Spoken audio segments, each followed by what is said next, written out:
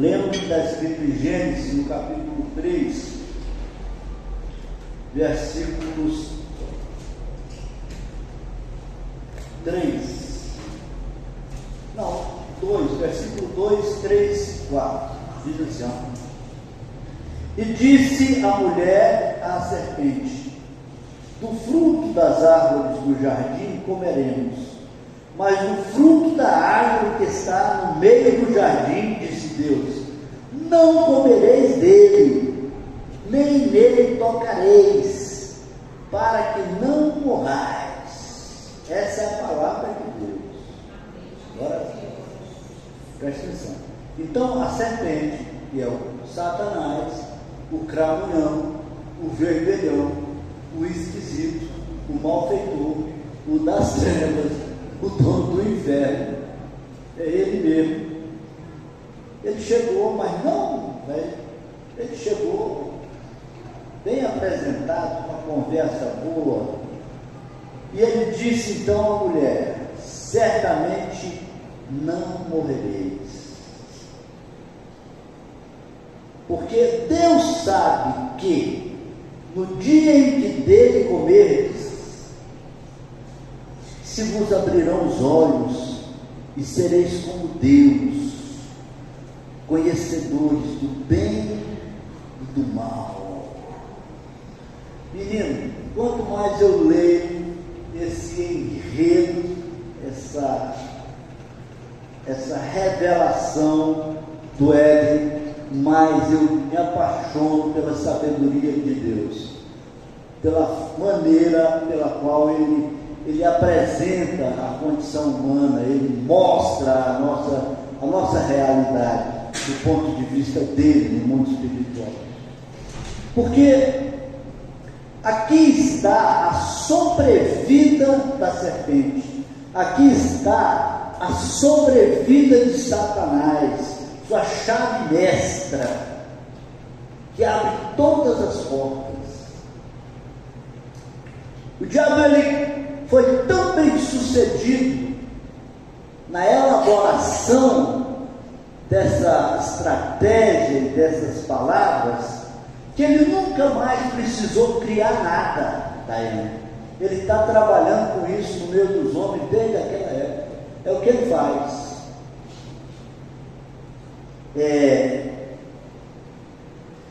O combustível do diabo é isso. É o que ele faz de melhor. É tirar do homem as consequências da palavra de Deus.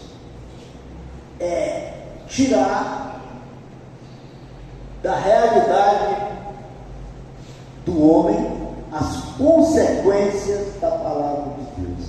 Deus disse: não pega, não passa perto, não toca, porque o dia que você comer, você morrerá. Morrerá. A serpente chegou e falou: que nada, ninguém morre. Deus é amor. Deus não mata, senão ele está indo contra a sua própria natureza divina. Vocês já ouviram alguma coisa por aí nessas teologias novas? Nesses evangelhos novos que são pregados? Deus, ele não faz o mal, porque a essência de Deus é amor. Se ele fizer o mal, ele está indo contra si mesmo. Vocês já ouviram isso? No YouTube, nas redes sociais? É muito comum ouvir-se isso por aí, em todos os tempos da igreja, não só nesse tempo da igreja. É o argumento preferido e mais eficaz do que questionar, tirar o peso, tirar as consequências da palavra de Deus.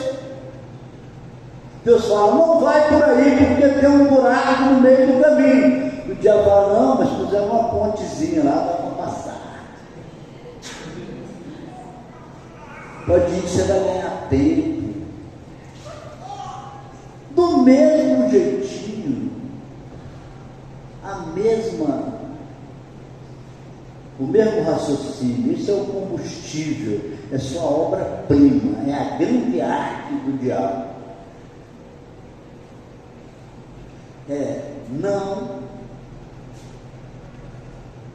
permitir que o homem aceite, acredite nas consequências do pecado, nas consequências da desobediência, nas consequências, certo? De sair da faixa, de pisar fora da faixa. O diabo, ele ganha o jogo por aí. O pecador, na verdade, ele não precisa do trabalho do diabo para pecar.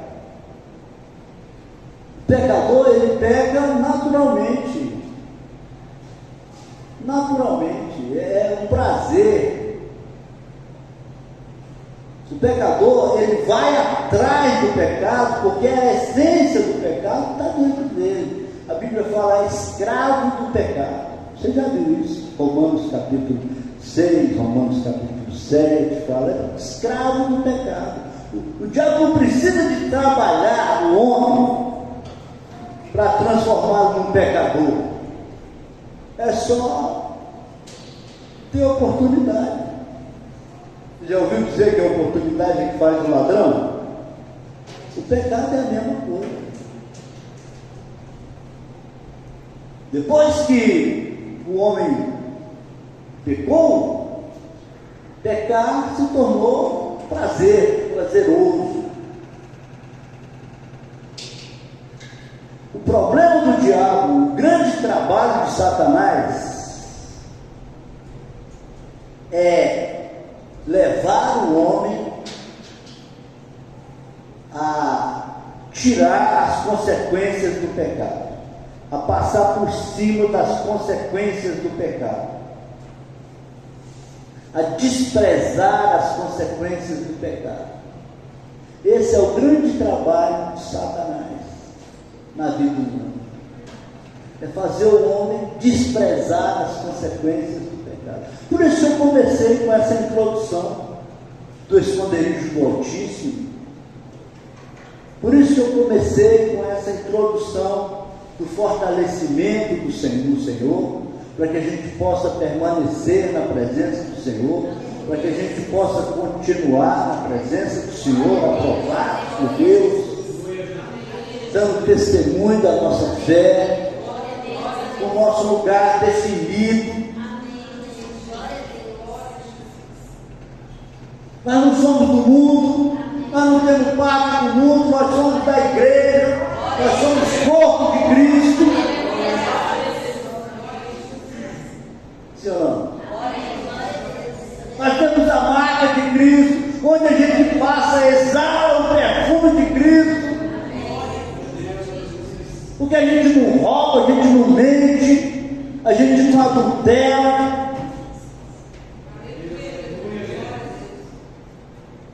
A gente não engana ninguém.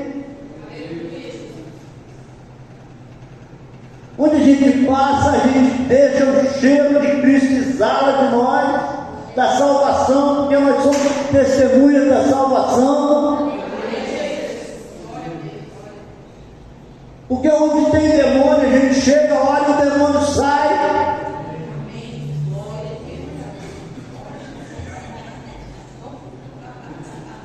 Nem os nossos próprios capetinhos não estão entrando aí dentro. Nem aqueles familiares acostumados a entrar e sair a hora que quer, não está tendo sossego na nossa casa. Sim ou não?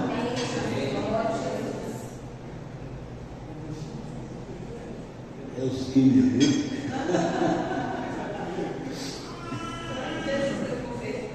Santo de Jesus. Quem que aguenta esse pregador, hein? Tá doido.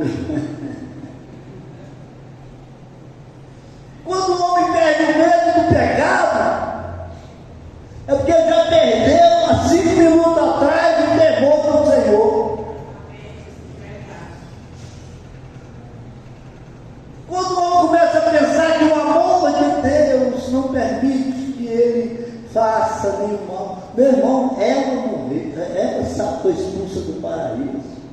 E morreu também. Ele não morria. Você viu o que aconteceu com Sansão?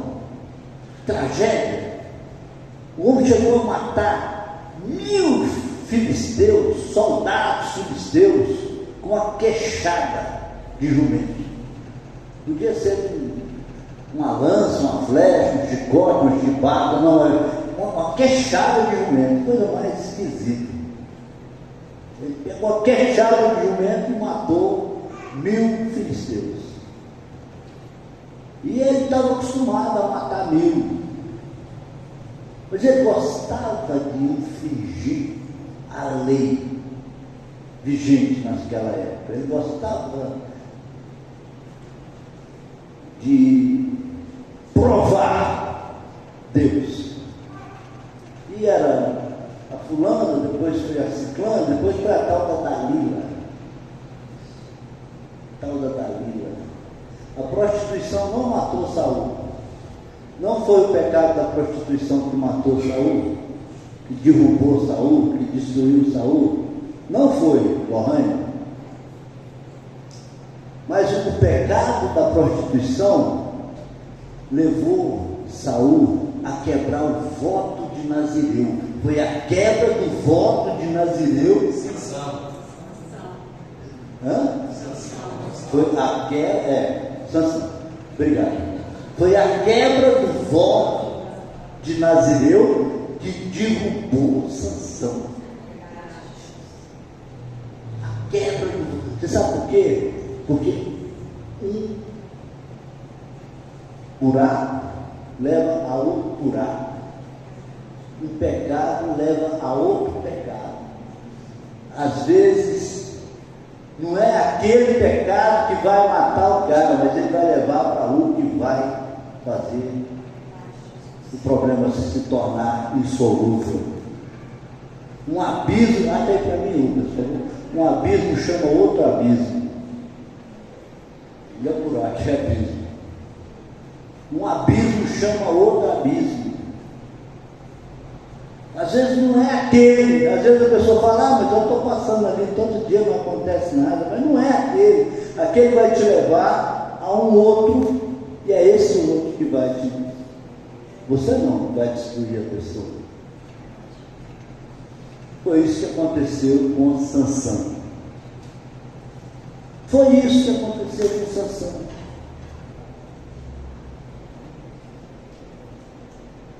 Agora Saul também tem uma história bem parecida. Deus falava: Saul, eu coloquei em você a capacidade, o poder de vencer os inimigos, mas você vai ter que ir exterminar todo mundo. Você vai e mata tudo que estiver lá, porque o poder de fazer a minha vingança, de fazer a minha justiça está na sua mão.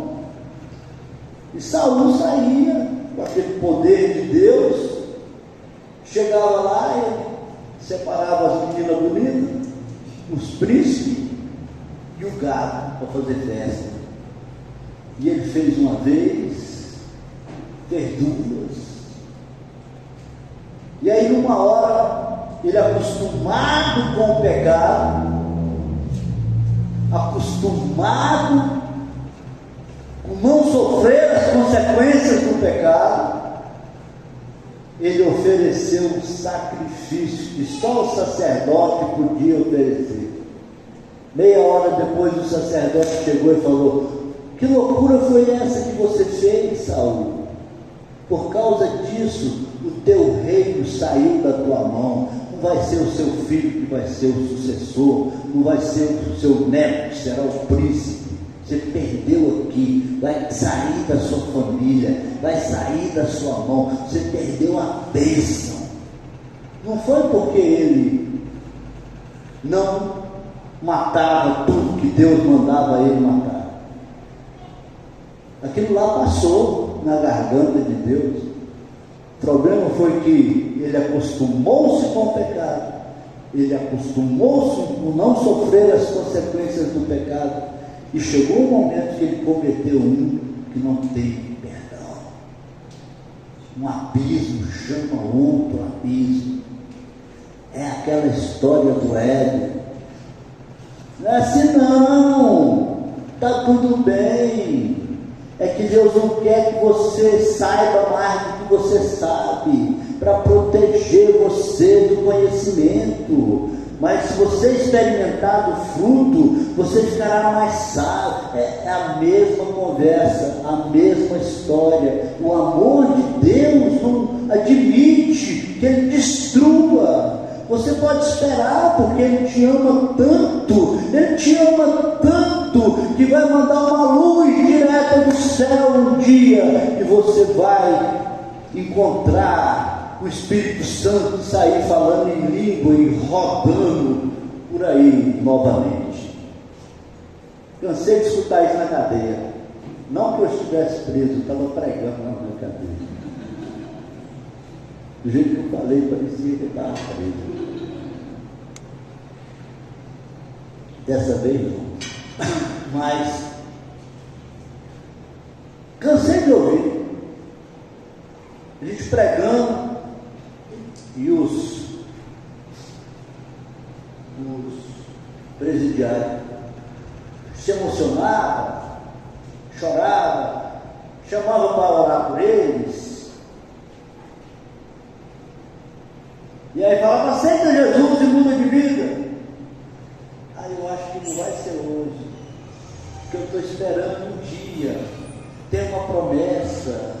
Eu sei que vai ser um momento diferente, porque Deus me ama. Eu vou ser um pregador do Evangelho.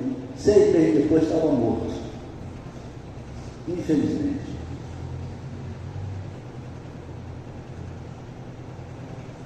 Não existe.